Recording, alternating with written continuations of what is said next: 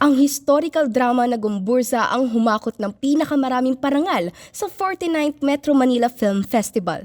7 ang nakuhang parangal ng Gumburza, kabilang ang Second Best Picture, Best Director na nakuha ni Direk Pepe Jocno, Best Actor Award at 4 na iba pa. Hindi makapaniwala ang aktor na si Cedric Juans na nakuha niyang Best Actor Award dahil bukod sa baguhan lamang siya sa industriya, ang mga nakabangga niya ay pawang veteranong sina Christopher De Leon, Piolo Pascual at maging si Dingdong Dantes. Maraming salamat po, Jesscom, sa pagsugal sa akin. Maraming salamat, Pepe Jocno, dahil sino ba ako pero sumugal ka sa akin. Maraming salamat din kay Direk Bombi dahil pagkatapos ng final casting namin, tiningnan pa niya ako sa mata at sinabi niya sa akin, parang may gusto ka pang gawin, parang mas marami ka pang gustong gawin. And Pepe Jocno allowed me to do it again. Sa kabila naman ng hindi na mabilang na award na kanyang nakuha, emosyonal pa rin si Miss Vilma Santos nang masungkit ang Best Actress Award para sa pelikulang When I Met You in Tokyo.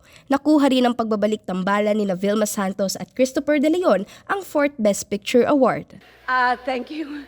Kasi hindi ko po ine-expect ito. Ang advocacy lang po namin talaga when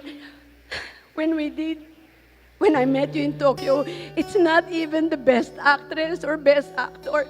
We just wanted to do a simple love story sa edad po namin.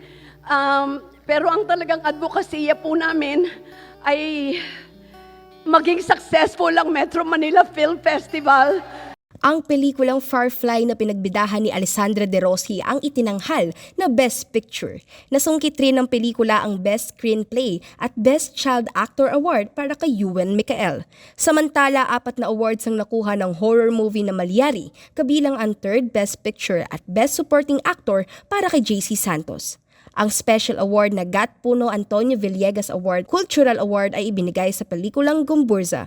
When I Met You in Tokyo ang nakakuha sa Fernando Poe Jr. Memorial Award for Excellence, habang nakuha ni Mother Lily Monteverde ng Regal Films ang Marichu Vera Perez Maceda Memorial Awards. Nagpasalamat ang Metro Manila Development Authority o MMDA sa lahat ng lumahok sa MMFF. Sa kanyang mensahe sa gabi ng parangal na binasa ni MMDA Deputy Chairperson Yusek Frisco San Juan Jr., sinabi ni Attorney Romando Artes, Chairperson ng MMDA, na ang MMFF ngayong taon ay nagpapatunay na buhay pa rin ang industriya ng pelikulang Pilipino sa kabila ng napakalaking hamon na kinaharap nito noong panahon ng pandemya. Let us not only celebrate the winners and the remarkable contributions to the Philippine cinema, but also acknowledge the resilience and passion that drive our industry. We have proved so quickly that we are very resilient, especially sa film industry. And we have the heart to do it. Yan ang Pilipino.